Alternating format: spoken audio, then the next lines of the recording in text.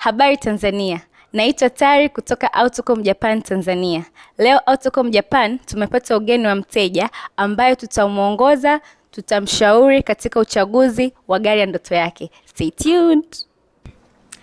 Karibu sana dada mrembo. Asante sana. Karibu sana Autocom Japan Tanzania. Nashukuru mno. Nimekuwa nikiwafuatilia sana Instagram na nikiona baadhi ya posti zenu, nikaona leo nifike ofisini kwa sababu kuna baadhi ya vitu nilikuwa nataka kujua kabla sijafanya maamuzi. Nahitaji gari, ila kiukweli kabisa sijajua ni gari ya namna gani itanifaa kutokana na mazingira ninayoishi na mpaka ninapofanyia kazi. Sasa sijajua nichukue gari gani, ya aina gani, yani condition zake zikoje. Kwa hiyo ningependa unisaidie kunielezea angalau baadhi ya magari, nijue condition zake na gharama zake. Naomba pia iwe affordable, yani isiwe bei kubwa sana na isiwe inatumia mafuta mengi sana. Si unajua uchumi wa Tanzania? Najua na hapa umefika. Hapa umefika, tutakuelezea kila kitu. Leo tutahakikisha unaondoka na tabasamu kwa sababu tutahakikisha umeweza kujua na kuchagua gari unalotaka. Sasa labda nikuulize dadangu, unataka gari kwa matumizi gani? Ya kifamilia au kibiashara? Kiukweli nilikuwa nataka gari ya matumizi yangu binafsi, gari tu ya kutoka kwenda kazini kurudi, lakini nahitaji gari lenye nafasi kidogo. Nataka ni gari ambayo ninaweza nikapakia watoto wangu weekend. Mambo ya beach hayo. Nikapakia watoto wangu weekend, familia yangu hivyo yani. Sawa. Ni jambo la msingi sana kujua gari unayotaka.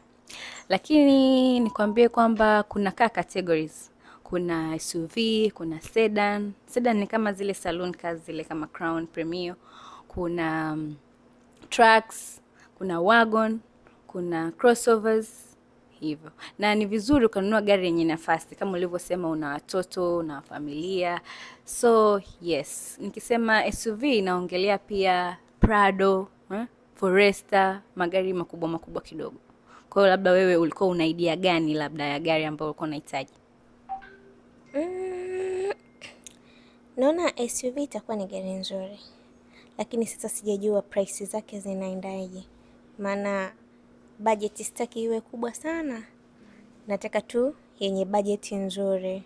Na hizo SUV zinakuwa maintenance zake zikoje, yani ulaji wake wa mafuta inakuwaje hivyo, maana si unajua mambo ya sasa hivi yalivyo, maisha sasa hivi yalivyo. Kwa hiyo naomba tu SUV ambayo maintenance yake haisumbui, ambayo ina bajeti ya kawaida ya Mtanzania. Basi. Nimependa uchaguzi wa gari aina SUV. Na nipende tu kukwambia, yani kampuni yetu na magari ya very affordable prices. Yani bei nafuu sana. Na kwa magari hayo, kuna magari ambayo yanatumia mafuta na kuna magari ambayo ni hybrid. Nimeona hapo umenielezea kuhusu gari za hybrid. Ndio mara yangu ya kwanza nimesikia hilo neno leo. Hivi unaweza ukanielezea labda ni gari zipi zina hiyo hybrid au ni yani ikoje? Okay. Magari yanayotumia mfumo wa hybrid ni magari ambayo yanatumia nguvu kubwa ya umeme. So kwamba yanatumia mafuta yapo, yanatumia mafuta na pia yanatumia nguvu kubwa ya umeme. Kwa mfano, kuna hizi Harrier new models, kuna baadhi ya Harrier new model kama Anaconda kuanzia 2014, 17, 16 huko. Kuna RAV4 new model, kuna Honda Vezel, yani magari yako mengi. Labda nikuulize, ungependelea magari yanayotumia mfumo wa hybrid au kawaida? Mi naona nichukue tu haya ya kawaida kwa sababu hiyo nyingine umesema hybrid ndio kwanza nimeisikia leo. Kwa hiyo tuiache kidogo, next time nitakuja kuchukua hiyo. Kwa sasa hivi naomba nichukue haya mengine wanaotumia mfumo wa kawaida uliozoeleka. Okay, kwa SUV, aina SUV kuna magari kama Forester, Mazda CX-5, kuna RAV4, kuna hizi yani magari yako mengi. Yani kwa mfano wewe ulikuwa una idea gani, kwa mfano umekuja nayo hapa ukasema yani hapa nikienda Autocom najua nitaangalia gari hili na hili, wakishanielezea baadhi ya vitu ambavyo natakiwa kujua katika uchaguzi wa gari. Kama nilivyokuambia mwanzo kwamba nilikuwa sijui ni gari gani nichague, lakini kusema ukweli nilikuwa navutiwa sana na Forester ninavyoziona barabarani. Forester pamoja na Harrier. So ungenionyesha labda nikaona, ndo dhumuni langu kuja hapa, kutoka huko kuja mpaka hapa ofisini, nione kati ya Subaru na Harrier, alafu nitachagua moja wapo. Sawa.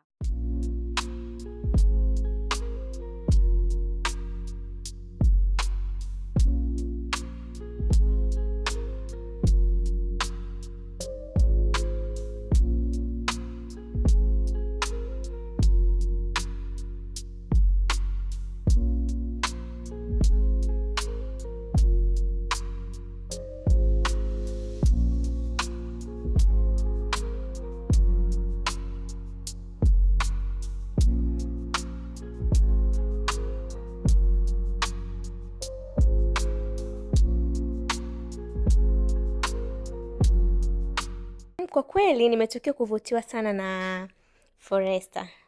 Hizi new model hizi ni SJ5 kama sijakosea. Nimeipenda, yani ni gari nzuri. Ina cc za kawaida. Yani nimependa kila kitu kuhusu ile gari. Naona to deal na hiyo gari. Sawa. Kwa malipo ukoje?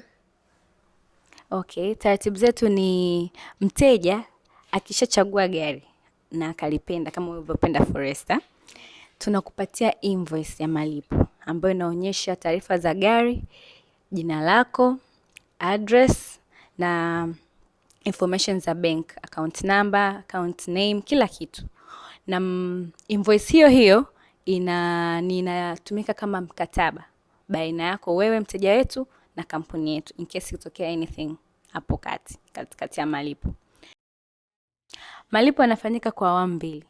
Awamu ya kwanza ndio hiyo ambayo umepatiwa invoice unaenda kulipia. Awamu ya pili gari likishafika unalipia gharama za ushuru, clearing hadi usajili. Baada ya gari yangu kufika bandarini, mna utaratibu gani? Yaani utaratibu wenu ukoje mpaka gari inanifikia? Tuna kampuni yetu iliyobobea katika utoaji wa magari bandarini, inaitwa Skybridge Logistic Company. Tutakutolea gari lako bandarini kwa usalama na kulipeleka katika yadi yetu ambayo iko Mwenge Survey, ambapo gari lako litapakiwa kwa usalama na kuna ulinzi mzuri wa kutosha. Utapigiwa simu, utakuja kufuata gari lako katika yadi yetu. Okay. Samahani, nimeona hapo umeongelea kuhusu Skybridge. Umesema ni kampuni iliyobobea kwenye kutoa magari bandarini. Nimevutiwa na kitu hapo. Hivi ni inadili tu kwenye kutoa magari au hata kama nina mzigo wangu maybe na containers mnaweza mkanisaidia kutoa bandarini? Yaani bila shaka kabisa. Kampuni yetu ya Skybridge Logistic imebobea sio kutoa magari tu, mizigo yoyote, makontena yoyote, yaani kwa ufupi clearing and forwarding services zozote zile. Okay, ni kitu kizuri na nimefurahi sana kusikia hili swala. Sasa naomba niandalie invoice ya malipo ya kwanza chapu iwezekanavyo nikafanye malipo. Kama mnavyoona tumefanikiwa kumhudumia mteja wetu hadi kuchagua gari ya ndoto yake, na tumehakikisha kwamba akitoka ofisini kwetu ataondoka na tabasamu kubwa. Siete, umefurahi huduma zetu? Karibu sana. Autocom Japan, we deliver quality. Bye bye.